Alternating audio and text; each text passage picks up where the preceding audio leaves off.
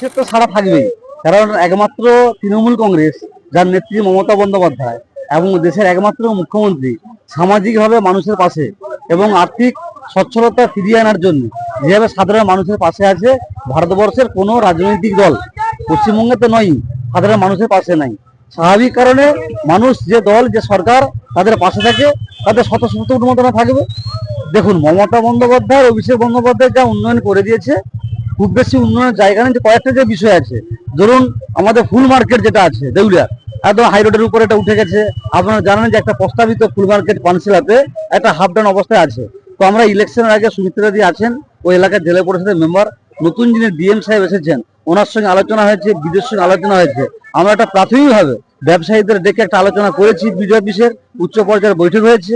যিনি ওই প্রজেক্টটা করেছিলেন তিনিও ছিলেন, আমরা একটা প্রস্তুতি নিয়েও ছিলাম। তারপর ইলেকশনের জন্য এটা আটকে গেছে। ইলেকশনের পরে নিশ্চিত হবে ফুল মার্কেটটা শিফটিং হবে। এটা একটা ইস্যু আছে। আর একটা হসপিটাল, হসপিটালের সমস্ত মার্কেটটা চলে যাবে। আর হসপিটাল কোলাহাটের যে আমাদের স্বাস্থ্য কেন্দ্রটা আছে, সেটা এত ল্যান্ড আছে, এবং জোসার দুধগন্ডা রোড, এটা নদীর উপরে হয়ে যাওয়ার কারণে যে প্রচুর একটা এলাকায় একটা পেশেন্টের একটা চাহিদা আছে ওই হসপিটালে। এই হসপিটালটাকে আমরা সুপার স্পেশাল হসপিটাল করতে চাই। এটা আমাদের এলাকার কাছে থাকবে। আর নিকাশি ব্যবস্থার যেটুকু অনেকটাই প্রবলেম সলভ হয়েছে, যেটুকু আছে সেটাই করতে চাই। এই ওভারটা নিয়ে দীর্ঘদিন একটা আন্দোলন চলছে, আলাপ আলোচনার স্তরে আছে।